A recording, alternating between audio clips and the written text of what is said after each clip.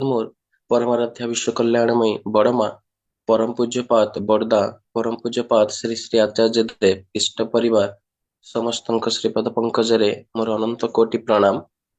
ଆଜିର morning online ସତ୍ସଙ୍ଗରେ ଉପସ୍ଥିତ ପୂଜ୍ୟ ପରିଚାଳକ ମହୋଦୟ, ପୂଜ୍ୟ ରୀତିକ ମଣ୍ଡଳୀ, ପୂଜ୍ୟ କର୍ମୀ ମଣ୍ଡଳୀ, ଗୁରୁ ଭ୍ରାତା, ଗୁରୁମା, ୟୁଥ ଭାଇ ଭଉଣୀ ମାନେ, କୁନି କୁନି ପିଲାମାନେ ସମସ୍ତଙ୍କୁ ମୋର ଯଥାସ୍ଥାନେ ପ୍ରଣାମ।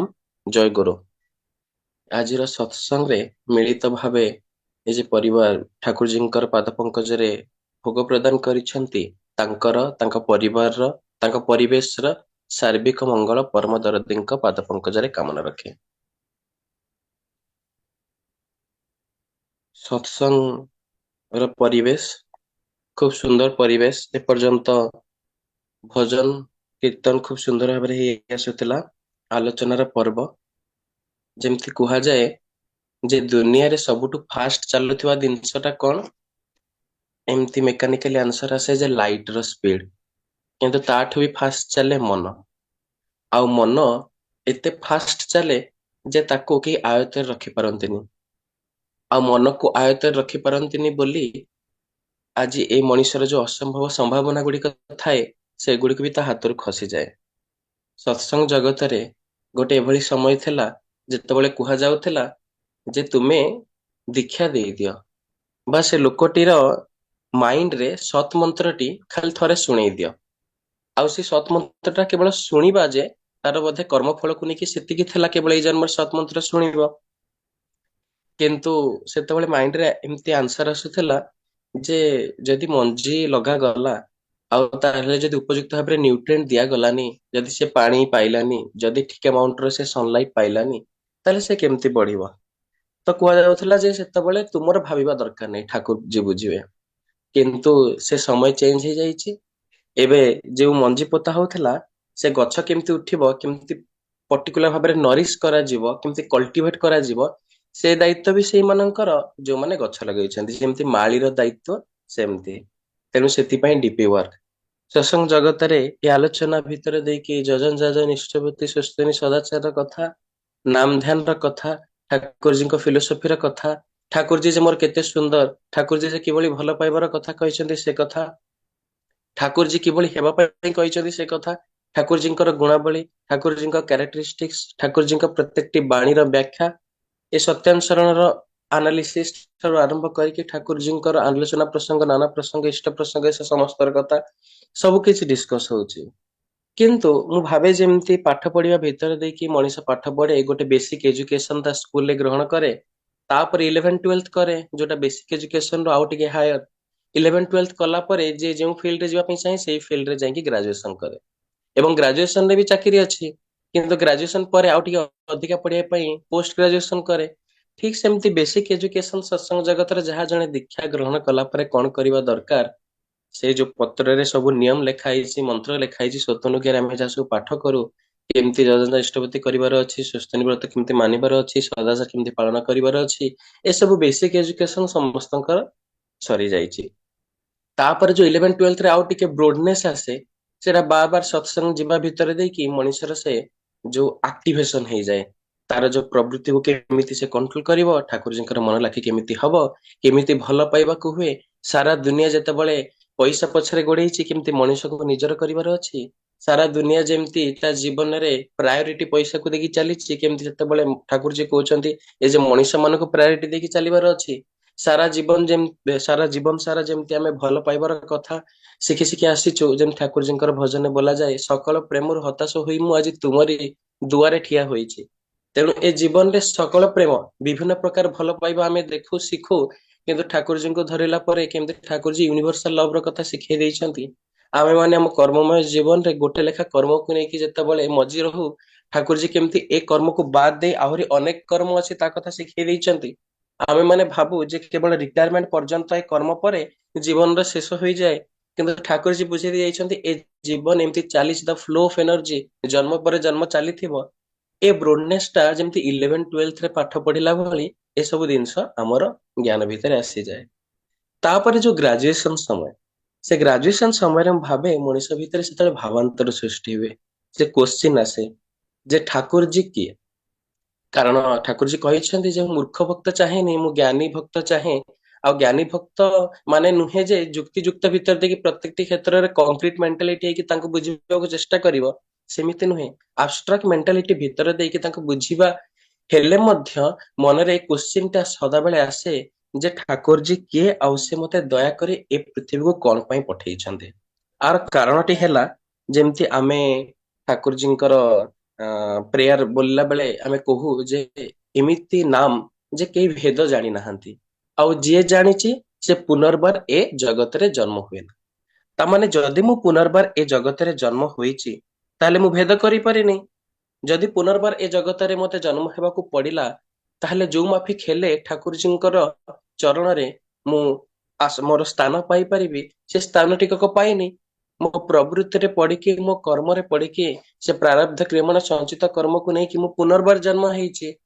ତାହେଲେ ଯଦି ପୁନର୍ବାର ଜନ୍ମ ହେଇଛି, ମତେ କେମିତି କର୍ମ କରିବାକୁ ପଡିବ ଯେ ପୁନର୍ବାର ଆଉ ଜନ୍ମ ହେବାକୁ ପଡିବନି।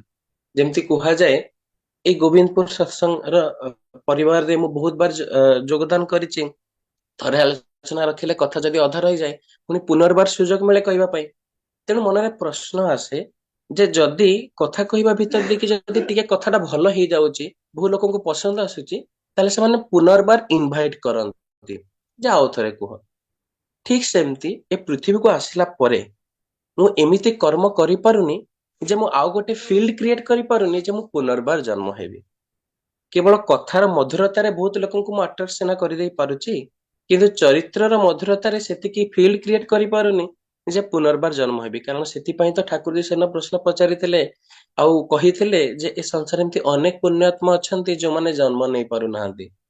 ତାମାନେ ଆଇଦର ସେମାନେ ଫିଲ୍ଡ କ୍ରିଏଟ କରିପାରି ନାହାନ୍ତି, ବା ଯଦି ତାଙ୍କ ପାଇଁ ଫିଲ୍ଡ କ୍ରିଏଟ ହେଇକି ଅଛି, ଏ ମାନବ ସମାଜ ଆଜି ଏଇଭଳି ଡିଷ୍ଟ୍ରକ୍ସନ ଆଡକୁ ଯାଇଛି ଯେ ସେ ଫିଲ୍ଡ କ୍ରିଏଟ କରିପାରୁନି ଯେ ସେତେ ପୁଣ୍ୟ ଆତ୍ମାକୁ ସେ ଜନ୍ମ ଦବ।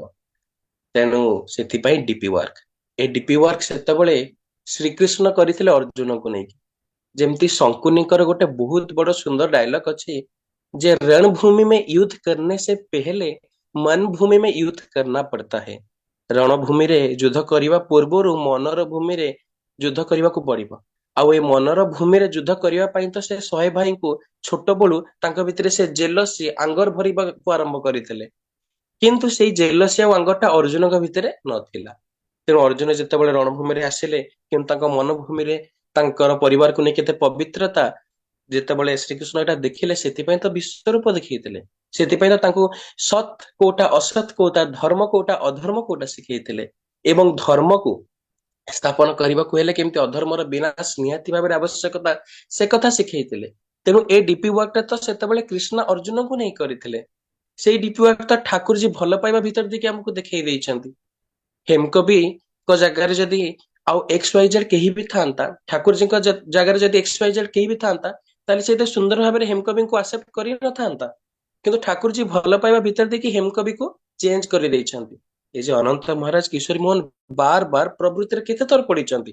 ନନଭେଜ ଖାଇବାକୁ ଯାଇଛନ୍ତି, ପ୍ରଷ୍ଟିଚ୍ୟୁଟଙ୍କ ସହିତ ରିଲେସନ ବନେଇବାକୁ ଯାଇଛନ୍ତି, କିନ୍ତୁ ସେଇ ଭଲ ପାଇବାର ଡୋରରେ ବାନ୍ଧି ଯାଇଛନ୍ତି। ଯେମିତି କୋରସରେ ଆମେ ବୋଲୁ, ଡୋର ଗୁରୁ କି ଥାମୋ, ଆହା ଡୋର ଗୁରୁ କି ଥାମୋ। ସେ ଡୋର ଗୁରୁ କି ଧରିବା ମାନେ ଜୀବନରେ ତ ଆମେ ବହୁତ ପ୍ରକାର ବନ୍ଧନରେ ବାନ୍ଧି ହିଁ ଯାଉ, କିନ୍ତୁ ବାସ୍ତବର ଯୋଉ ଡୋର ଥାଏ ସେ ଡୋରକୁ ଆମେ ଧରି ପାରୁନା। ଯଦି ବି କେବେ ଧରୁ, ପୁଣି ପ୍ରବୃତ୍ତିରେ ପଡିକି ତାକୁ ଛାଡି ଦଉ। ତେଣୁ ସେଥିପାଇଁ ଏଡିପି ୱାର୍କ, ଏଡିପି ୱାର୍କ ଭିତରେ ଦେଇକି ଡିଜିଟାଲି ପ୍ରୋଗ୍ରେସ ହେବାକୁ ଆମେ ଆରମ୍ଭ କଲୁ। ଆଗରୁ ବହୁତ ଆଗରୁ ଇଷ୍ଟବୁଦ୍ଧି ପୋଷ୍ଟାଲରେ ପଠା ହଉଥିଲା। ଏବେ ଯେମିତି ଫୋନରେ ଗୁଗୁଲ ପେ, ଫୋନ ପେ କଲା ବେଳେ ବି ଏତେ ସହଜରେ ବି ଇଷ୍ଟବୁଦ୍ଧି ଜଣେ ପଠେଇ ପାରୁଛି। ଏଇ ସହଜଟା କଣ ପାଇଁ ହେଲା? ଏଇ ସବୁ ପରିବର୍ତ୍ତନ ପାଇଁ। ସେଇ ଡିପି ୱାର୍କ ଦୀକ୍ଷା ପତ୍ରର କାର୍ଯ୍ୟକ୍ରମ ଭିତରେ ଦେଇକି ଡିପି ଅର୍ଥାତ ଡୋମେଷ୍ଟିକ ପ୍ରୋବ୍ଲେମ, ମୁଁ ବାହାରକୁ ଯାଇକି ଅନ୍ୟ କୌଣସି ଲୋକର ଡୋମେଷ୍ଟିକ ପ୍ରୋବ୍ଲେମ ବୁଝିବା ପୂର୍ବରୁ ସର୍ବପ୍ରଥମେ ମୋ ପରିବାରରେ ଥିବା ଡୋମେଷ୍ଟିକ ପ୍ରୋବ୍ଲେମ ଗୁଡାକୁ ମୁଁ ବୁଝିବି। କାରଣ ମୋ ପରିବାରରେ ଥିବା ଡୋମେଷ୍ଟିକ ପ୍ରୋବ୍ଲେମକୁ ଠିକ ନ କରିକି ବାହାରେ ଯାଇକି ଅଲଗା ପରିବାର ଡୋମେଷ୍ଟିକ ପ୍ରୋବ୍ଲେମକୁ ଠିକ କରିହବ ନାହିଁ। ତେଣୁ ନିଜ ପରିବାରର ଯେତେ ସବୁ ଡିଫିସିଏନ୍ସି ଗୁଡା, ସେ ଡିଫିସିଏନ୍ସି ଗୁଡାକୁ ଚେଞ୍ଜ କରିବାକୁ ଆମେ ଲାଗୁ, ଏଫିସିଏନ୍ସିରେ ପରିବର୍ତ୍ତନ କରିବାକୁ ଚେଷ୍ଟା କରୁ। ଯୋଉ ଲାକୁନା ଗୁଡା ଥାଏ, ସର୍ଟ ଗୁଡା ଥାଏ, କୋଉ କୋଉ ଜାଗାରେ ସର୍ଟସ ରହୁଛି, କୋଉ କୋଉ ଜାଗାରେ ଲାକୁନାସ ରହୁଛି, ତାକୁ ଚେଷ୍ଟା କରୁ ଚେଞ୍ଜ କରିବା ପାଇଁ। ଆଉ ଏଇ କାରଣ ପାଇଁ ହିଁ ତ ଡିପି ୱାର୍କ।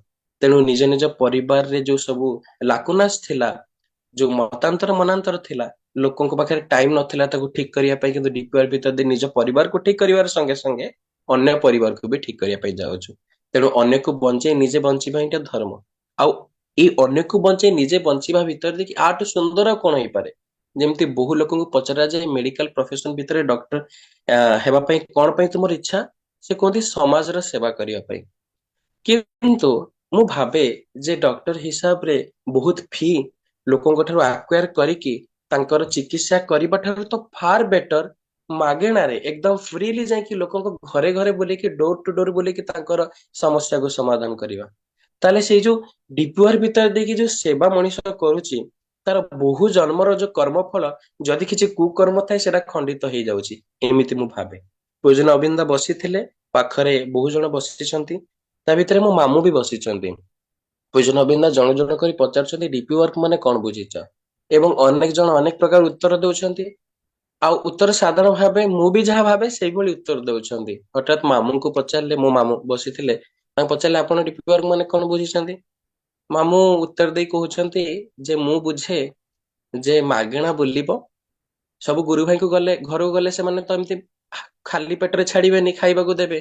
ତେଣୁ ମାଗେଣା ଖାଇବ ଆଉ ଆନନ୍ଦ ଉପଭୋଗ କରିବ।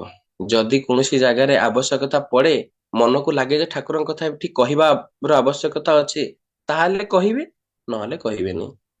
ତ ବୁଝୁନ ଅବିନ୍ଦା ଗୋଟେ ତାଳି ମାରିକି ହସିକି କହିଲେ ପରଫେକ୍ଟଲି ବୁଝିଛ। ମୁଁ ବୁଝେ ଏତେ ଆନ୍ସର ଭିତରୁ ତୁମ ଆନ୍ସର ଟା ହିଁ ପରଫେକ୍ଟ, ଆଉ ତୁମେ ହିଁ ଠିକ ସେ ବୁଝିଛ। ତେଣୁ ସେଇ ଭାବରେ ଯଦି ମୁଁ ଆନାଲାଇଜ କରିବି, ତାହେଲେ ମୁଁ ମୋ ନିଜକୁ କେତେ ସଂଶୋଧନ କରିଛି। ଯେମିତି ଆମମାନେ ସବୁ ସତ୍ସଙ୍ଗରେ ସତ୍ୟଙ୍କ ସହିତ ସଙ୍ଗତ ନେଇକି ଚାଲିବାର କଥା କହୁ, ସତା ସଚିତାନନ୍ଦମୟ କଥା କହୁ, ହେଲେ ସତା ସତଙ୍କ ସହିତ ଚିତ୍ତ ହେଲେ ତ ଆନନ୍ଦ ପାଇବ। ଆଜିକା ଦୁନିଆରେ ସତା କଣ ସତଙ୍କ ସହିତ ଚିତ ହଉଛି? ଯଦି ସତଙ୍କ ସହିତ ସଂଯୁକ୍ତି ତାର ନାହିଁ, ତାହେଲେ ସେ ଆନନ୍ଦ ଟା ବି କେମିତି ପାଇବ? ଯେମିତି ଠାକୁରଜୀଙ୍କର କଥା ଅଛି ଯେ ଟିକେ କାନ୍ଦିଲେ ବା ନୃତ୍ୟ ଗୀତ ଉତ୍ତେଜିତ ହୋଇ ଲମ୍ଫ ଜାମ୍ପତି କଲେ ହିଁ ଯେ ଭକ୍ତି ହେଲା, ତାହା ନୁହେଁ। ନହେଲେ ଯେମିତି ଅଶ୍ରୁପୁଲକ ସ୍ୱେଦ କମ୍ପନ ହେଲେ ହିଁ ଯେ ସେଠାରେ ଭକ୍ତି ଆସିଛି, ତାହା ମଧ୍ୟ ନୁହେଁ। ତେଣୁ ଯଦି ଏହା ନୁହେଁ, ତାହେଲେ ଆ ସହିତ କଣ ଆବଶ୍ୟକତା ଅଛି? ନା ଭକ୍ତିର ଚରିତ୍ରଗତ ଲକ୍ଷଣର ଆବଶ୍ୟକତା ଅଛି। ଆଉ ଚରିତ୍ରଗତ ଲକ୍ଷଣରେ କଣ ସବୁ ଆସେ? ନା ପତଳା ଅହଙ୍କାର ଚିହ୍ନ, ବିଶ୍ୱାସର ଚିହ୍ନ, ସତ୍ ଚିନ୍ତାର ଚିହ୍ନ, ସଦ୍ ବ୍ୟବହାର ଚିହ୍ନ, ଉଦାରତା, ଏସବୁ ମହତ୍ ଗୁଣ। ଏବଂ ସେଇ ବିଶ୍ୱାସ, କୋଉ ବିଶ୍ୱାସ? ନା ଯେମିତି ଏଭଳି ଗୋଟେ ଭାବନା ଯାହା ବାହାର ଭାବନା ଦ୍ଵାରା ବାଇଜ୍ଡ ହବନି, ଯାହା ଅନ୍ୟ କୌଣସି ଭାବନା ଦ୍ଵାରା ଅଭିଭୂତ ହବନି, ତାହା ହିଁ ହେଉଛି ବିଶ୍ୱାସ। ଏବଂ ସେ ବିଶ୍ୱାସ ନଥିଲେ ନିଷ୍ଠା ଆସେ ନାହିଁ, ଆଉ ନିଷ୍ଠା ଛଡା ଭକ୍ତି ରହିପାରେ ନାହିଁ। ଏଇ ଯେ ଭକ୍ତିର କଥା ଠାକୁର ସେଥିପାଇଁ ତ ବୁଝେଇ କହୁଛନ୍ତି, ଭକ୍ତି ଏକକ ପାଇଁ ବହୁକୁ ଭଲ ପାଏ, ଆଉ ଆସକ୍ତି ବହୁ ପାଇଁ ଏକକୁ ଭଲ ପାଏ। ମୁଁ ବି ଏ କଥା ଭାବେ ଯେ ଏଇ ଯୋଉ ଭକ୍ତି ଭିତରେ ଦେଇକି ମୁଁ ଯଦି ଏକକଙ୍କୁ ଭଲ ପାଉଛି, ଜଣକୁ ଭଲ ପାଉଛି, ତା ଭିତରେ ଦେଇକି ତ ମୁଁ ସମସ୍ତଙ୍କୁ ଭଲ ପାଇ ବସିବି। ଭକ୍ତି ଏକ ପାଇଁ ବହୁକୁ ଭଲ ପାଏ। I am for the lord not for others. But ଯେତେବେଳେ I am for the lord, ଯେତେବେଳେ ମୁଁ ଭଗବାନଙ୍କ ପାଇଁ ହେଲି, ସୋ ଫର ଅଦର୍ସ, ତାହେଲେ ଏଇଟା ତ ଏକକ ପାଇଁ ବହୁକୁ ଭଲ ପାଇବା। କିନ୍ତୁ ଯଦି ମୁଁ ଆସକ୍ତିରେ ପଡିଛି, ତାହେଲେ ଆସକ୍ତି ବହୁ ପାଇଁ ଏକକୁ ଭଲ ପାଏ। ତେଣୁ ବହୁତ କିଛି ଚାହିଁ ବସିବା ପାଇଁ ସେ ଜଣକୁ ଭଲ ପାଏ। ଯେମିତି ଭଜନରେ ଆମେ କହୁ, ତୁମରି ବିନା ପ୍ରଭୁ ତୁମରି ବିନା କିଏ ବା ବୁଝିବ ମୋ ମନର ଭାବ, ଏ ଅନ୍ତର ଦୁଃଖ ଯାତନା। ଭାବି ତ ନଥିଲି ପ୍ରଭୁ ତୁମେ ଆସିବ, ଏ ଅସଜଡା ଜୀବନକୁ ସଜାଡି ଦେବ। ନିଜେ ଦୟା କରି ଆସିଲ ହିଁ ହରି, ବୁଝେ ନାହିଁ ଆଉ କିଛି ଭାବନା। ମାନେ ମୋ ମାଇଣ୍ଡକୁ ହିଁ ଆଉ କିଛି ଭାବନା ଆସେନି, କି ମୁଁ ଆଉ କିଛି ଜାଣି ହିଁ ପାରେନି, କାରଣ ତୁମକୁ ପାଇଛି ପରା। ତେଣୁ ଏଭଳି ଭକ୍ତିର ପରିଚୟ। ପୁଣି ଏଇ ଭକ୍ତିକୁ ନେଇ ଠାକୁରଜୀ କହୁଛନ୍ତି, ଭକ୍ତିର ଅନୁରକ୍ତି ସତରେ, ଆଉ ଆସକ୍ତିର ନିଶା ସ୍ୱାର୍ଥରେ ଅହଂରେ। ତେଣୁ ଏଇ ଭକ୍ତିର ଯୋଉ ଅନୁରକ୍ତି, ସେଟା ସତରେ। କିନ୍ତୁ ମଣିଷ ତା ଜୀବନରେ ସତକୁ ଚିହ୍ନିଲେ ତ, here କ୍ୱେଶ୍ଚିନ୍ ମାର୍କ, ଯଦି ସେ ତା ଜୀବନରେ ସତକୁ ହିଁ ଚିହ୍ନି ନାହିଁ, ତାହେଲେ ତା ଅନୁରକ୍ତି ସତରେ କେମିତି ଆସିବ? ଆଉ ଆସକ୍ତି କାମର ପତ୍ନୀ, ଭକ୍ତି ପ୍ରେମର ଛୋଟ ଭଉଣୀ। ତେଣୁ ଯଦି ମୋ ଭିତରେ ଭକ୍ତି ଆସିପାରି ନାହିଁ, ତାହେଲେ ଏଇ ସ୍ପିରିଚୁଆଲ ୱାର୍ଲଡରେ ଏତେ ସବୁ ଜିନିଷ ବୁଝିବାର କ୍ଷମତା କେମିତି ହବ? ପୁଣି ଠାକୁରଜୀଙ୍କର କଥା ଅଛି, ବହୁ ନୈଷ୍ଠିକ ହୃଦୟରେ ଭକ୍ତି ଆସିପାରେ ନାହିଁ। ସେଇ ବହୁ ନୈଷ୍ଠିକ ହୃଦୟରେ ଯଦି ଭକ୍ତି ଆସିପାରୁନାହିଁ, ମୁଁ ଭାବେ ଯେ ମୁଁ ବହୁ ନୈଷ୍ଠିକରେ ଯାଉନି ତ। କାରଣ ବହୁ ନୈଷ୍ଠିକ ମାନେ ଯେ କେବଳ ନୁହେଁ ବହୁ ଦେବାଦେବୀ ପୂଜା କରିବା, କି ବହୁ ଭଗବାନଙ୍କୁ ନେଇକି ଆସକ୍ତ ହେଇକି ରହିବା, କି ତମ ଭକ୍ତିକୁ ନିଜ ବାର ଆଉ ସିଚୁଏସନ କୁ ନେଇକି ସ୍ପ୍ଲିଟ କରିଦବା। କିନ୍ତୁ ବହୁ ନୈଷ୍ଠିକ ର ଅର୍ଥ ଏହା ମଧ୍ୟ ଯେ ମୋ ଜୀବନରେ ଯଦି ସେ ଶ୍ରେଷ୍ଠ ନହେଇ ଆଉ କେହି ହେଉଛନ୍ତି, ଯେମିତି ଆଚାର୍ଯ୍ୟ ଦେବ ଏମିତି ବସିଛନ୍ତି ଏବଂ ଏଇ ବହୁ ନୈଷ୍ଠିକର କଥା ପଡିଛି, ଆଚାର୍ଯ୍ୟ ଦେବ ବୁଝେଇ କହୁଛନ୍ତି ଯେ କେବଳ ଯେ ମୋ ପ୍ରଭୁଙ୍କୁ ଛାଡି ଆଉ କୌଣସି ଦେବାଦେବୀଙ୍କ ପ୍ରତି ଭକ୍ତି ଆସିବାକୁ ବହୁ ନୈଷ୍ଠିକ କୁହାଯାଏନି, କିନ୍ତୁ ଯଦି ଏ ଜଗତରେ ରହି ମୋ ଭଲ ପାଇବାଟା ତାଙ୍କ ପ୍ରତି ସେତେ ଦୂର ନ ହୋଇ ଆଉ କୋଉ ମଣିଷ ପ୍ରତି ବି ଯଦି ହେଇଯାଉଛି, ତାହା ମଧ୍ୟ ବହୁ ନୈଷ୍ଠିକତା। ତାକୁ ବାଦ ଦେଲେ ଏ ପୃଥିବୀରେ ଯେତେବେଳେ ମଣିଷ ବହୁ ଜ୍ଞାନର ଅଧିକାରୀ ହୁଏ, ସେତେବେଳେ ତା ଭିତରେ ଗୋଟେ ହାଲକା ଇଗୋ ଆସେ। ମଣିଷ ଯଦି କନସେଣ୍ଟ୍ରିକ ନ ହେଇକି ଇଗୋସେଣ୍ଟ୍ରିକ ହେଇଯାଉଛି, ତାହା ମଧ୍ୟ ବହୁ ନୈଷ୍ଠିକତାର ପରିଚୟ। ତେଣୁ ଏଇ ଯୋଉ ବହୁ ନୈଷ୍ଠିକ ହୃଦୟରେ କେବେ ହେଲେ ଭକ୍ତି ଆସିପାରେ ନାହିଁ, ତାମାନେ ଏଇଟା ତ ସତ କଥା। କାରଣ ଏମିତି ବହୁତ କ୍ୱଚିତ ଲୋକ ଅଛନ୍ତି ଯୋଉମାନଙ୍କ ଭିତରେ ପତଳା ଅହଙ୍କାର ଚିହ୍ନ ଦେଖାଯାଏ। ଏଇ ଯୋଉ ଠାକୁରଜୀଙ୍କର କଥା ଅଛି ଯେ ଝିଅ ମାନେ ପିତାଙ୍କ ପ୍ରତି ଅନୁରକ୍ତି ଥିବା ନିହାତି ଭାବରେ ଆବଶ୍ୟକ। ଏଇ ଯୋଉ ଅନୁରକ୍ତି, ତାମାନେ ଏଇ ଅନୁରକ୍ତିଟା କୋଉ ସେନ୍ସରେ? ଭକ୍ତି ସେନ୍ସରେ। ପୁଣି ଠାକୁରଜୀ ଏଇ ଅନୁରକ୍ତିକୁ ବୁଝେଇବାକୁ ଯାଇ ପୁଣି କହୁଛନ୍ତି ଏକାନୁରକ୍ତି ନା ବହୁ ଅନୁରକ୍ତି। ଯଦି ଏକାନୁରକ୍ତି ତାହେଲେ ତ ଠିକ ଅଛି, କାରଣ ଏଇ ଏକାନୁରକ୍ତି ଭିତରେ ଦେଖି କଣ ହୁଏ ନା ମଣିଷର ବୃତ୍ତି ଗୁଡିକ ନିରୋଧ ହୁଏ, ଭାଙ୍ଗି ଜ୍ଞାନର ବିନ୍ୟସ୍ତ ହୁଏ। କିନ୍ତୁ ଯଦି ଏଟା ଏକାନୁରକ୍ତି ନୁହେଁ କି ବହୁ ଅନୁରକ୍ତି ହଉଛି, ତାହେଲେ ବହୁ ଅନୁରକ୍ତିରେ କଣ ହୁଏ ନା ବୃତ୍ତି ଗୁଡିକ ଅଧିକରୁ ଅଧିକ ବଢିଯାଏ, ଆଉ ଏଇ ଯୋଉ ବିବେକ ଆଉ ବିବେଚନା ସେଟା ଶୂନ୍ୟ ହେଇଯାଏ। ତେଣୁ ମଣିଷ ତା ବିବେକ ଖଟେଇ ଆଉ କାମ କରିପାରେନି, ଠିକ ଭାବରେ ବିବେଚନା କରିପାରେନି। ତେଣୁ ଆ ଭିତରେ ଦେଇ ହୁଏ କଣ ନା ସେଥିପାଇଁ ଠାକୁରଜୀ କହୁଛନ୍ତି ବହୁରେ ଆସକ୍ତି ହଉଛି ମୂଢତ୍ୱ ଆଉ ମରଣର ପଥ। ତେଣୁ ଯେ ବହୁରେ ଆସକ୍ତି, ତାର ଅର୍ଥ ହେଲା ମୂଢତ୍ୱ ଆଉ ମରଣର ପଥ। ଆଉ ଯେ ଏକାନୁରକ୍ତି ଯାହା ଭିତରେ ଅଛି, ଅମୃତକୁ ନିମନ୍ତ୍ରଣ କରେ। ତେଣୁ ଏ ଭକ୍ତି ଭିତରେ ଦେଇକି ଯାହା ଭିତରେ ଏକକ ପ୍ରତି ଅନୁରକ୍ତି ଅଛି, ସେ ହିଁ ଅମୃତକୁ ନିମନ୍ତ୍ରଣ କରେ। ଯଦି ଏକକ ପ୍ରତି ଅନୁରକ୍ତି ନ ହେଇକି ବହୁ ପ୍ରତି ଅନୁରକ୍ତି ହେଲା, ଭକ୍ତିଟା ଏକକ ପ୍ରତି ନ ହେଇକି ବହୁ ନୈଷ୍ଠିକ ହେଲା, ତାହେଲେ ତା ଭିତରେ ଭକ୍ତି ଆସିପାରେ ନା। ଆଉ ଏସବୁ ଜିନିଷ ଆସିବା ପାଇଁ ହେଲେ ତା ଭିତରେ ସେ ମହତ୍ ଗୁଣର ଆବଶ୍ୟକତା ଅଛି। ସେଇ ମହତ୍ ଗୁଣ ଯାହା ଠାକୁରଜୀ ନାରୀର ନୀତିର 14 ନମ୍ବର ବାଣୀରେ ବୁଝେଇ କହିଛନ୍ତି ଯେ କେତେଟା ମହତ୍ ଗୁଣ ଭିତରେ କଣ କଣ ଆବଶ୍ୟକତା ନା ଆଦର୍ଶରେ ଅନୁପ୍ରାଣତା। ଏଇ କଥାଟା ମୋର କାଲି ପରଦିନ ବି ଗୋଟେ ସତ୍ସଙ୍ଗ ଥିଲା ବରଗଡ କି ଦେବଗଡରେ, ସେଠି ବି ଏ କଥାଟିକୁ ମୁଁ ବ୍ୟକ୍ତ କରୁଥିଲି। ବହୁ ଜାଗାରେ କଥାଟା କହିବାକୁ ଭଲ ଲାଗେ, କାରଣ ସାଧାରଣ ଭାବେ ମୁଁ ମୋର ନିଜ ଜ୍ଞାନ ଭିତରେ ଦେଇ ଠାକୁରଜୀଙ୍କୁ ଯେଉଁ ଭାବରେ ବୁଝିଛି, ଠାକୁରଜୀ ତ ସେଇଭଳି ଭାବରେ ନୁହେଁ ନା। ତେଣୁ ସେଥିପାଇଁ ତ କୁହାଯାଏ ଯେ ତୁମେ ମାନେ ପ୍ରେୟାର ଭିତରେ ଦେଇକି ତୁମ କଥା ଠାକୁରଜୀଙ୍କୁ ଜଣାଅ, କିନ୍ତୁ ମେଡିଟେସନ ଭିତରେ ଦେଇକି ଠାକୁରଜୀଙ୍କ କଥାଟା ତୁମେ ଜାଣ। ଠିକ ସେମିତି ଠାକୁରଜୀ କିଭଳି ଭାବରେ ବୁଝୁଛନ୍ତି ଯେ କୋଉ କୋଉ ମହତ୍ ଗୁଣର ଆବଶ୍ୟକତା ଅଛି ଯାହା ଭିତରେ ଭକ୍ତି ଆସିପାରିବ। ସେ ମହତ୍ ଗୁଣ ଭିତରୁ ପ୍ରଥମେ ହଉଛି ଆଦର୍ଶରେ ଅନୁପ୍ରାଣତା। ଏଇ ଯୋଉ ଆଦର୍ଶ ଶବ୍ଦ, ଯାହାକୁ ମୋ ଜୀବନରେ କାଣ୍ଡାରୀ ରୂପେ ଗ୍ରହଣ କରିଛି, ଏଇ ଯୋଉ ଆଦର୍ଶ ଯାହାକୁ ମୋ ଜୀବନରେ ଲିଭିଂ ଆଇଡିଆଲ ବୋଲି ଗ୍ରହଣ କରିଛି, the last and latest incarnation of God. ମୋ ପୂଜ୍ୟ ଅଜା ପାରିଶ୍ୱଜା କୁହନ୍ତି ଯେ ସେ ମୋ ଜୀବନର ଲବଣ। ଯେମିତି ରୋଷେଇ କଲେ ସଲ୍ଟ ଯଦି ନ ପଡିଥାଏ ତାହେଲେ ସବୁ କିଛି ଟେଷ୍ଟଲେସ୍, ତେଣୁ ସେ ମୋ ଜୀବନର ଟେଷ୍ଟ, ତାଙ୍କ ବିନା ମୁଁ ଟେଷ୍ଟଲେସ୍। ତ ଠିକ ସେମିତି ଏଇ ଯୋଉ ଆଦର୍ଶ ଯାହାକୁ ମୁଁ ଜୀବନରେ ଗୁରୁ ରୂପେ ଗ୍ରହଣ କରିଛି, ଯେ ମତେ ଅନ୍ଧାରୁ ଆଲୋକ ପ୍ରତି ନେଇ ଯାଉଛନ୍ତି, ପଥ ଦେଖାଉଛନ୍ତି, ତାଙ୍କଠାରେ ଅନୁପ୍ରାଣତା। ଏବଂ ଏଇ ଅନୁପ୍ରାଣତା ମାନେ ଦ ଷ୍ଟେଟ ଅଫ ବିଙ୍ଗ ଇନ୍ସପାୟାର। ଯେମିତି ଆମେ ମାନେ ସମସ୍ତେ ମତେ କୁହନ୍ତି ଯେ ଟିକେ ଇନ୍ସପିରେସନ ଲାଇଫରେ ଦରକାର, ଲାଇଫ ବହୁତ ଡିପ୍ରେସନ ଭିତରେ ଯାଉଛି, ବହୁତ ମନର ଭାବ ଠିକ ନାହିଁ, ତେଣୁ କିଛି ମୋଟିଭେସନ ଆବଶ୍ୟକତା ଅଛି। ଆଉ ଆମେ ସତ୍ସଙ୍ଗ କଣ ପାଇଁ ଯାଉ? ମୁଁ ଭାବେ ଯେ ଜୀବନରେ ଠାକୁରଜୀଙ୍କ କଥା କଣ ବୁଝିବା ବାକି ରହିଯାଇଛି, କି ଠାକୁରଜୀ କିଭଳି ଭାବରେ ମଣିଷ ହେବା ପାଇଁ କହିଛନ୍ତି ସେଟା କଣ ମୁଁ ଜାଣି ନାହିଁ, କି ଠାକୁରଜୀଙ୍କର କଥା ଶୁଣିବା ଭିତରେ ଦେଇକି, ଠାକୁରଜୀଙ୍କ ବହିପତ୍ର ପଢିବା ଭିତରେ ଦେଇକି, ଠାକୁରଜୀଙ୍କର ପ୍ରାର୍ଥନା କରିବା ଭିତରେ ଦେଇକି ଠାକୁରଜୀ ମୋ ଠାରୁ କଣ ଆଶା ରଖିଛନ୍ତି ତାହା କଣ ମୁଁ ଜାଣି ନାହିଁ? ତାହେଲେ ପୁଣି ବାର ବାର ମୁଁ ସତ୍ସଙ୍ଗ କଣ ପାଇଁ ଯାଉଛି? ଏଇ ବାର ବାର ସତ୍ସଙ୍ଗ ଯିବାଟା ହଉଛି ଦ ଷ୍ଟେଟ ଅଫ ବିଙ୍ଗ। ମୋର ମନର ଷ୍ଟେଟ ଟାକୁ କଣ ନା ଇନ୍ସପିରେସନ ଭିତରେ ଦେଖି, ମୋଟିଭେସନ ଭିତରେ ଦେଖି କଣ୍ଟିନ୍ୟୁଟି ମେଣ୍ଟେନ କରିବା ପାଇଁ ଚାହେଁ। କିନ୍ତୁ ଆଜି ମଣିଷ ସମାଜ ତାର ଇନ୍ସପିରେସନ ଆଉ ମୋଟିଭେସନ ବହୁ ଦିଗ ଦେଇ କରିଦେଇଛି। ଏ କଥାଟି ମୁଁ କାଲି ମଧ୍ୟ ରଖୁଥିଲି ଯେ ଆଜିର ସମାଜକୁ ଆପଣ ଯଦି ଦେଖିବେ, ମଣିଷର ମାଇଣ୍ଡ ଟା ଫୋନକୁ ନେଇକି ବ୍ୟସ୍ତ। ଏବଂ ଫୋନରେ ବହୁତ ଲୋକ ଖାଲି ସର୍ଟ 30 ସେକେଣ୍ଡ ବାଲା ଭିଡିଓ ଦେଖୁଛନ୍ତି। ଧୀରେ ଧୀରେ ତାଙ୍କ ମାଇଣ୍ଡ ଟା 30 ସେକେଣ୍ଡ ବାଲା ଭିଡିଓକୁ ନେଇକି ଆଡଜଷ୍ଟ ହେଇଯାଇଛି। ଆଉ ଯଦି 30 ସେକେଣ୍ଡରୁ ଟିକେ ଅଧିକା 3-4 ମିନିଟର ଭିଡିଓ ଆସିଯାଉଛି, ଅଧା ଦେଖିଥିବେ ତାଙ୍କ ମାଇଣ୍ଡ ଆଉ ସେଠି ଭଲ ଲାଗୁନି, କନସେନ୍ଟ୍ରେସନ ରହୁନି, ସେମାନେ ସେ ଭିଡିଓକୁ ସ୍କିପ୍ କରିକି ଆଉ ଗୋଟେ ଭିଡିଓକୁ ପଳଉଛନ୍ତି। କହିବାର ଉଦ୍ଦେଶ୍ୟ, ମନର ମାଇଣ୍ଡର ଆଡଜଷ୍ଟମେଣ୍ଟ ଟା 30 ସେକେଣ୍ଡ ଆସିଗଲାଣି। ଯଦି 30 ସେକେଣ୍ଡରୁ ଅଧିକା 5 ମିନିଟ ହେଇଯାଉଛି, ତାକୁ ଆଉ ପସନ୍ଦ ଆସୁନି। ତାହେଲେ ସତ୍ସଙ୍ଗ ଭିତରେ ଦେଖି 30 ମିନିଟର 1 ଆୱାରର ଆଲୋଚନା ବା ତାକୁ କଣ ଭଲ ଲାଗିବ? ମଣିଷ ଯେତେବେଳେ ଆଜି ତାର ଇନ୍ସପିରେସନ ସୋସିଆଲ ମିଡିଆ ଇନଫ୍ଲୁଏନ୍ସରକୁ ବନେଇ ଦେଇଛି, ମଣିଷ ଯେତେବେଳେ ଆଜି ତାର ଇନ୍ସପିରେସନ କୌଣସି ସେଲିବ୍ରିଟିକୁ ବନେଇ ଦେଇଛି, ମଣିଷ ଆଜି ଯେତେବେଳେ ତା ଜୀବନର ଇନ୍ସପିରେସନ କୌଣସି କ୍ରିକେଟର ବା ଖେଳାଳିକୁ ବନେଇ ଦେଇଛି, ତାହେଲେ ସେ ତା ଜୀବନରେ ସବୁ ଦିଗ ଦେଖି ଉନ୍ନତି ତାର କେମିତି ହବ? ବହୁତ ଲୋକ ତାଙ୍କ ଜୀବନର ଇନ୍ସପିରେସନ ହିସାବରେ ଏଇ କ୍ରିକେଟର ମାନଙ୍କୁ ବନେଇଥାନ୍ତି, କିନ୍ତୁ ଯିଏ ତା ଜୀବନରେ କ୍ରିକେଟ ପସନ୍ଦ କରେନି, ସେ କାହାଠୁ ଇନ୍ସପାୟାର୍ଡ ହବ? ଯେମିତି କୁହାଯାଏ, ଏଇ ଯୋଉ ଫିଲ୍ମ ଜଗତ କଣ ପାଇଁ ସୃଷ୍ଟି ହେଇଛି? ମଣିଷର ଏଣ୍ଟରଟେନମେଣ୍ଟ ପାଇଁ। କିନ୍ତୁ ଯୋଉମାନେ ଆମର ମନୋରଞ୍ଜନ ପାଇଁ ସେଠିକି ଆକ୍ଟର ହିସାବରେ ଆକ୍ଟିଂ କରିଛନ୍ତି, ଯଦି ଆଜି ସାରା ଦୁନିଆ ସେଇମାନଙ୍କୁ ହିଁ ତାଙ୍କର ଆଦର୍ଶ ବନେଇକି ଇନ୍ସପିରେସନ ନବ, ତାହେଲେ ତା ଜୀବନର ସର୍ବାଙ୍ଗ ଉନ୍ନତି କେମିତି ହବ?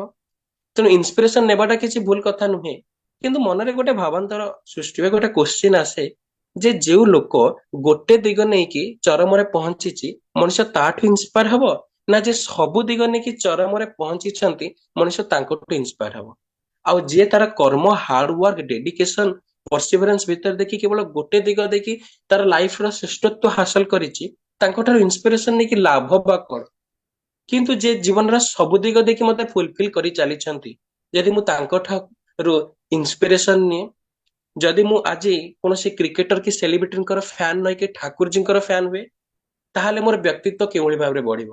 ଆଉ ସେଥିପାଇଁ ତ ତାଙ୍କୁ କୁହାଯାଏ ଫୁଲଫିଲର ଦି ବେଷ୍ଟ। ସମସ୍ତଙ୍କୁ ଯେଉଁ ଭାବରେ ଯେତିକି ଦରକାର, ସେ ସେଇଭଳି ଭାବରେ ପୂରଣ କରନ୍ତି। ଗୋଟେ ସୁନ୍ଦର କଥା ଜଣେ କହୁଥିଲେ ଯେ, ଯଦି ମତେ ଆଜି ଏଇ ହ୍ୱାଇଟ ସାର୍ଟର ଆବଶ୍ୟକତା ଅଛି, ଆଉ ମୁଁ ଚେଷ୍ଟା କରୁଛି ଏଇ ହ୍ୱାଇଟ ସାର୍ଟଟା କିଣିବି, ତାହେଲେ ଦୁନିଆ ଏତେ ଖରାପ ଯେ ସାରା ଦୁନିଆ ମିଶିଯିବ ଆଉ ଲାଗି ପଡିବ କେମିତି ତୁମେ ସାର୍ଟଟା ନ କିଣିପାର।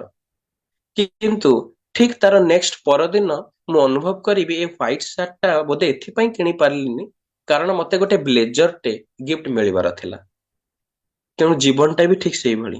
ମୁଁ ବହୁତ କିଛି ଚାହିଁ ବସେ, ମୋର ବହୁତ କିଛି ଆଶା ରହିଯାଏ, ଆଉ ସେ ଆଶା ଗୁଡାକ ପୂରଣ ହୁଏନି ବୋଲି ମୁଁ ମୋ ଜୀବନରେ ଦୁଃଖ ପାଏ।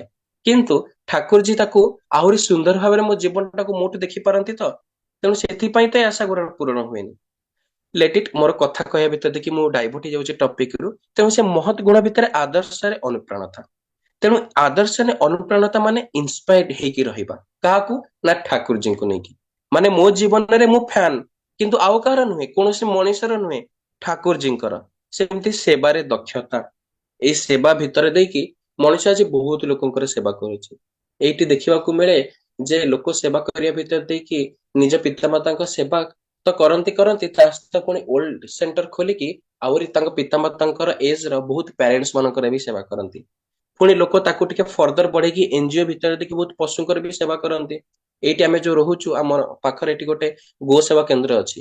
ଅର୍ଥାତ ଯେତିକି ଡ୍ୟାମେଜଡ, ସେମାନଙ୍କୁ ଆଣିକି ଏଠି ସେବା କରାଯାଉଛି। ତେଣୁ ଏ ଭିତରେ ଦେଖି ମଣିଷ ସେବା କରୁଛି, କିନ୍ତୁ ଏ ସେବାଟା ତ ସୀମିତ ହେଇଯାଉଛି।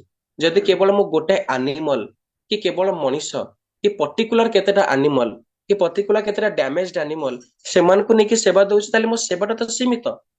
କିନ୍ତୁ ଯେ ସମସ୍ତଙ୍କୁ ପୂରଣ କରି ଚାଲିଛନ୍ତି, ଯଦି ମୁଁ ତାଙ୍କୁ ସେବା ଦିଏ ଆଉ ତାଙ୍କୁ ଭଲ ପାଏ, ତାଙ୍କୁ ଭଲ ପାଇବା ଭିତରେ ଦେଖି, ସେବା କରିବା ଭିତରେ ଦେଖି, ଯେମିତି ମୋର ମାଇଣ୍ଡର ବ୍ରୋଡନେସ ଟା ଏଇଭଳି ଭାବରେ ବଢିବ ଯେ ମୁଁ ସମସ୍ତଙ୍କର ସେବା କରିବାକୁ ଲାଗିବି, ମୁଁ ସମସ୍ତଙ୍କୁ ଭଲ ପାଇବାକୁ ଲାଗିବି। ତେଣୁ ସେଇ ଯୋଉ ସେବା, ସେ ସେବାରେ ଦକ୍ଷତା। ଆଉ ଦକ୍ଷତା ମାନେ ସ୍କିଲଫୁଲନେସ। ଯେମିତି ସମସ୍ତେ ଡ୍ୟାନ୍ସ କରନ୍ତି, କିନ୍ତୁ ଜଣେ ଜଣେ ଏଭଳି ଭାବରେ ଡ୍ୟାନ୍ସ କରନ୍ତି ଯେ ଆଖିର ପଲକ ବି ପକେଇବାକୁ ଇଚ୍ଛା ହୁଏନି, କାଳେ ମୁଁ କିଛି ମିସ୍ କରିଯିବି। ସେଇଟା ହେଲା ଦକ୍ଷତା, ସ୍କିଲଫୁଲନେସ। ତେଣୁ ଏଭଳି ସେବାରେ ବି ଦକ୍ଷତାର ଆବଶ୍ୟକତା ଅଛି। କାର୍ଯ୍ୟରେ ନିପୁଣତା, ଯେ ଯେଉଁଭଳି ଭାବରେ ଯେଉଁ କର୍ମ କରୁছে ନା କାହିଁକି, ତା ଭିତରେ ଦେଖି ଯଦି ସେ ଏକ୍ସପର୍ଟ ନହେଲା, ତାହେଲେ ତ ତାକୁ ବହୁତ ଜଣ ଦାବି ଦେଇକି ଯିବେ। ଯେମିତି ଆପଣ ମାନେ ଶୁଣିଥିବେ ଯେ ଜଣକୁ ଯଦି ହରେଇବାର ଅଛି, କେମିତି ହରେଇବ? ବହୁତ ଜଣ ଆନ୍ସାର ଦେଲେ ଯେ ତାକୁ ହରେଇବାକୁ ହେଲେ ତାର କଣ ୱିକନେସ ତାକୁ ପଏଣ୍ଟ ଆଉଟ କରିବାକୁ ପଡିବ। କିନ୍ତୁ ସେ ଯିଏ କୋଚ ଥିଲେ, ସେ କହିଲେ କି ତାକୁ ପଏଣ୍ଟ ଆଉଟ ନ କରିକି ଯଦି ତୁମେ ତୁମର ବ୍ୟକ୍ତିତ୍ୱକୁ ଆହୁରି ଉନ୍ନତ ପଥରେ ନେବାକୁ ଚେଷ୍ଟା କରିବ, ତାହେଲେ ବି ତମେ ତାକୁ ହରେଇ ପାରିବ। ଯେମିତି ଗୋଟେ ମିଟିଂ ରେ ବସ୍ କଣ କଲେ, ତାଙ୍କର ସବୁ ଯେତିକି ଷ୍ଟାଫ ଥିଲେ ସମସ୍ତଙ୍କୁ ଗୋଟେ ଲେଖା ବେଲୁନ ଧରେଇ ଦେଲେ, ଆଉ ବେଲୁନ ଧରେଇକି କହିଲେ ଯାହା ସମସ୍ତଙ୍କୁ ଗୋଟେ ଗୋଟେ ପିନ୍ ଦିଆଯିବ ଏବଂ ଯାହାର ବେଲୁନ ଟା ଶେଷ ପର୍ଯ୍ୟନ୍ତ ରହିବ ତାକୁ ପ୍ରମୋସନ ମିଳିବ। ଏ କଥାଟା କହିବାର ଉଦ୍ଦେଶ୍ୟ ଅଛି ଏ ଟପିକ କୁ ନେଇକି। ତେଣୁ ତାଙ୍କୁ 2 ମିନିଟ ସମୟ ଦିଆହେଲା। 100 ଜଣ ଷ୍ଟାଫ ଥିଲେ, ସମସ୍ତଙ୍କ ହାତରେ ଗୋଟେ ଗୋଟେ ବେଲୁନ, ସମସ୍ତଙ୍କ ହାତରେ ଗୋଟେ ଗୋଟେ ସେଫ୍ଟି ପିନ୍। ତେଣୁ ସମସ୍ତେ କଣ କଲେ, ଫଟାଫଟ ପରସ୍ପର ବେଲୁନକୁ ଫୁଟେଇବାକୁ ଲାଗିଲେ। 2 ମିନିଟ କଣ, 1 ମିନିଟ ଭିତରେ 100ଟା ଲୋକଙ୍କର 100ଟା ଯାକ ବେଲୁନ ସାଙ୍ଗେ ସାଙ୍ଗେ ଫୁଟିଗଲା। ତ ସମସ୍ତେ ପରସ୍ପରକୁ ଚାହିଁଲେ, କାହା ହାତରେ ବି ବେଲୁନ ନାହିଁ, ତାମାନେ କାହାକୁ ବି ପ୍ରମୋସନ ମିଳିବନି। ତାପରେ ବସ୍ କହୁଛନ୍ତି, ମୁଁ କହିଥିଲି ଯାହା ହାତରେ 2 ମିନିଟ ପରେ ମୁଁ ଦେଖିବି ବେଲୁନ ଥିବ ତାକୁ ପ୍ରମୋସନ ମିଳିବି। ଏମିତି ହେଇପାରିଥାନ୍ତା ପରସ୍ପର କଥା ହେଇକି ଯଦି 100 ଜଣ କେହି କାହାର ବେଲୁନକୁ ଫୁଟେଇ ନଥାନ୍ତ, ସମସ୍ତଙ୍କ ହାତରେ ବେଲୁନ ଥିଲେ ସମସ୍ତଙ୍କୁ ପ୍ରମୋସନ ମିଳିଥାନ୍ତା। ତେଣୁ ସମସ୍ତେ ଯେତେବେଳେ ଭାବିଲେ ଏଟା ସତ କଥା, ଆମେ ତାହେଲେ ଅନ୍ୟ କାହାକୁ ଦାବିବା ପାଇଁ କାହିଁ ଚେଷ୍ଟା କରୁ।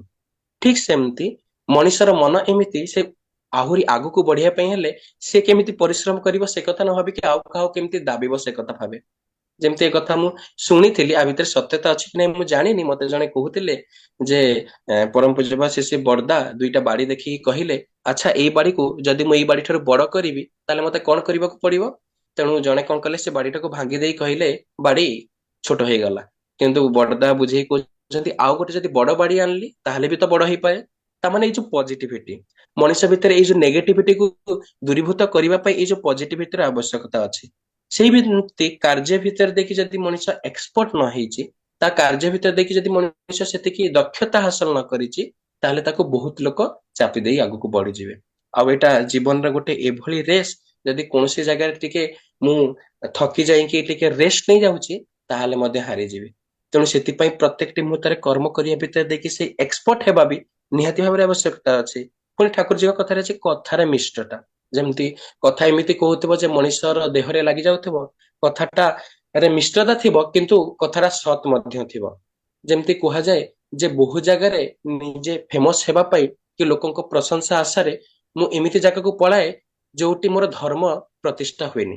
ତେଣୁ ଯେଉଁ ଜାଗାରେ ମୋର ଧର୍ମ ପ୍ରତିଷ୍ଠା ହେଉନି, ଆଉ ଧର୍ମକୁ ବାଦ ଦେଇ ମୁଁ କିଛି କରୁଛି, ବା ଠାକୁରଜୀ ଯୋଉ ବଞ୍ଚିବା ବଢିବାର କଥା କହିଛନ୍ତି ସେ ବଞ୍ଚିବା ବଢିବାଟି ହେଉନି, ବଞ୍ଚିବା ବଢିବାକୁ ବାଦ ଦେଇକି ମୁଁ ଅନ୍ୟ କୌଣସି କର୍ମ କରୁଛି, ତାହେଲେ ବୁଝିବାକୁ ହବ ସେଠାରେ ମୁଁ ଧର୍ମ କରୁନାହିଁ।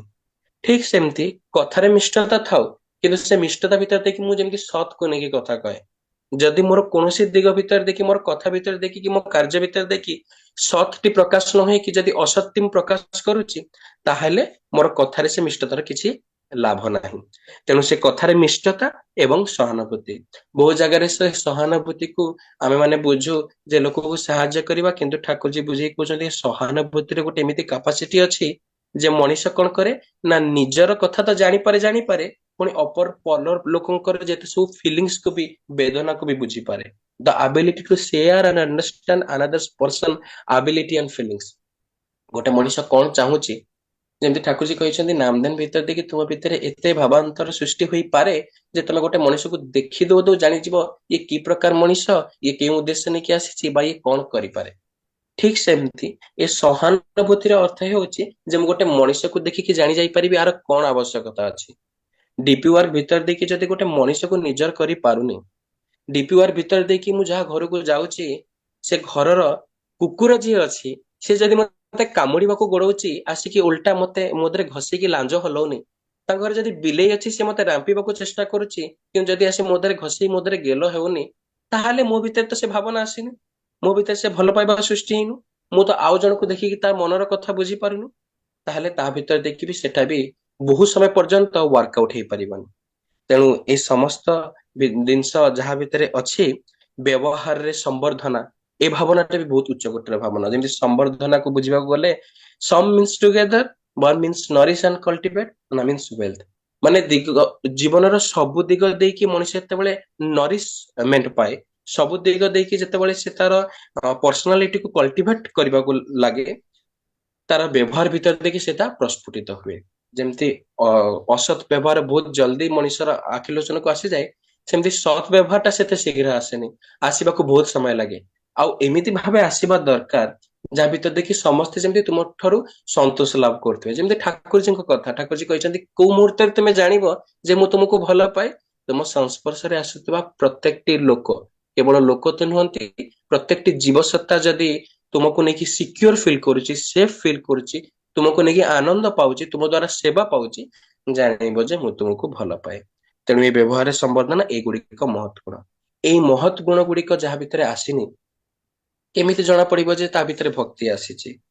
ଆଉ ସେଥିପାଇଁ ତ ଉଦାରତା, ସେଥିପାଇଁ ତ ପତଳା ଅହଙ୍କାରର ଚିହ୍ନ, ସେଥିପାଇଁ ତ ସତ୍ ଚିନ୍ତାର ଚିହ୍ନ, ସେଥିପାଇଁ ତ ସତ୍ ବ୍ୟବହାରର ଚିହ୍ନ। ଏବଂ ଏଇ ଭାବନା ଗୁଡାକ ଯଦି ମଣିଷ ଭିତରେ ଆସିନାହିଁ, ତାହେଲେ ମଧ୍ୟ ତା ଭିତରେ ଭକ୍ତି ଆସିନାହିଁ।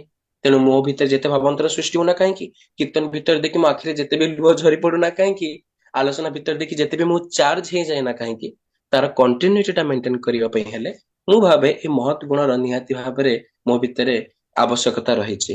ଏବଂ ଯେତେବେଳେ ପର୍ଯ୍ୟନ୍ତ ଏ ମହତ୍ ଗୁଣ ଗୁଡିକ ମୋର ଆଚରଣ ଭିତରେ ଦେଇକି, ମୋର କଥା ଭିତରେ ଦେଇକି, ମୋର ବ୍ୟବହାର ଭିତରେ ଦେଇକି, ମୋର ଚିନ୍ତା ଭିତରେ ଦେଇକି ଫୁଟି ଉଠି ନାହିଁ, ସେତେବେଳେ ପର୍ଯ୍ୟନ୍ତ ମୁଁ ଠାକୁରଜୀଙ୍କର ମନମାଫିକ ହେଇନାହିଁ।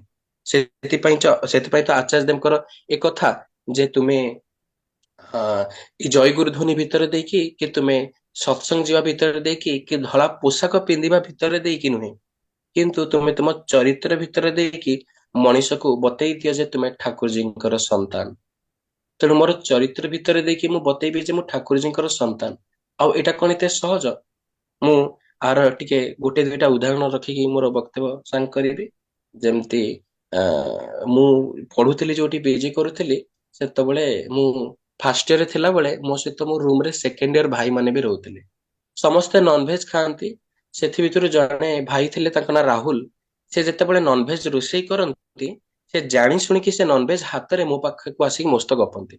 ମୁଁ ଟିକେ ହେଜିଟେଟ ଫିଲ୍ କରେ, ସେ ଜାଣିଲା ପରେ ଜାଣି ଶୁଣିକି କରନ୍ତି, ଆଉ ରିଆକ୍ସନ ଦେଖିବା କଣ କରୁଛି। ନହେଲେ ଏମିତି ଗୋଟେ ସମୟ ହେଲା, ସେ ନନଭେଜ ହାତରେ ଆସିକି ମୋ ବେଡରେ ବସି ପଡିଲେ। ଜାଣି ଶୁଣିକି ମୋ ମୁହଁ ସାମ୍ନାରେ ସେ ହାତକୁ ହଲେଇକି ମୁଁ ହେଜିଟେଟ ହଉଛି ନା ନାହିଁ, ମୋ ରେସ୍ପନ୍ସ କଣ ରହୁଛି, ଆଉ ମୁଁ ତାଙ୍କୁ ଯିବା ପାଇଁ କହୁଛି ନା ନାହିଁ, ଆକୁ ଚେକ୍ କରନ୍ତି। ଏବଂ ବହୁତ ହଇରାଣ କରନ୍ତି। ଏତେ ହଇରାଣ ଯେ ମୁଁ ବେଳେ ବେଳେ ଭାବୁଥିଲି ଯେ ମାମାଙ୍କୁ ଫୋନ କରି କହିବି, ମାମା ଆଉ ମୁଁ ଆଉ ରହିପାରୁନି, ମୁଁ ଘରକୁ ପଳେଇବି। ତେଣୁ ଏମିତି ସିଚୁଏସନ ଭିତରେ ଦେଖି ମୁଁ ଭାବେ ଯେ ଠାକୁରଜୀ ଏତେ ପରୀକ୍ଷା କଣ ପାଇଁ ନଉଛନ୍ତି? ଅବଶ୍ୟ ଏଇଟା ଏତେ ଗୋଟେ ବଡ କଥା ନୁହେଁ।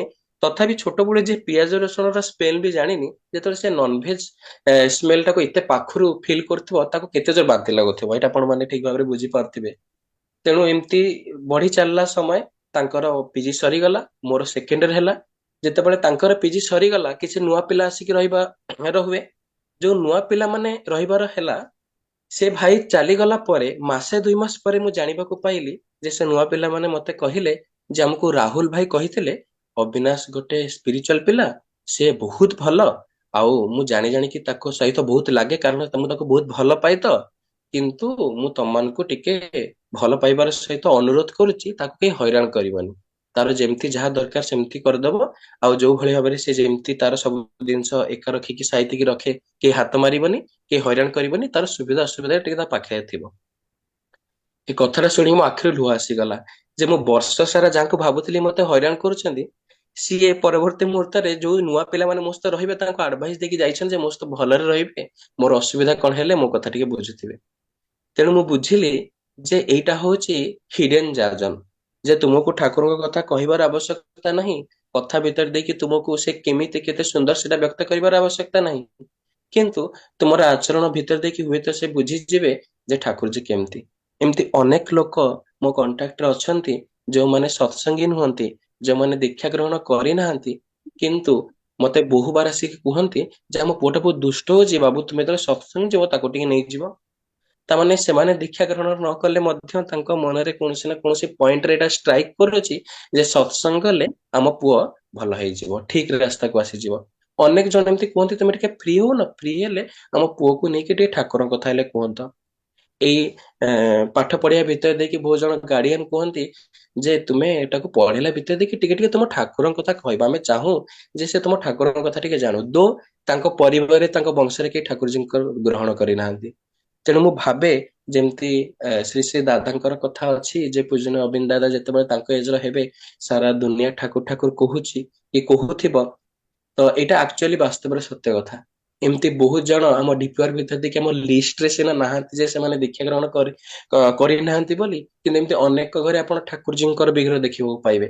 ଏମିତି ଅନେକ ଘରେ ଆପଣ ଠାକୁରଜୀଙ୍କର ଫିଲୋସଫି ସେମାନେ ମାନୁଛନ୍ତି ବୋଲି ଦେଖିବାକୁ ପାଇବେ।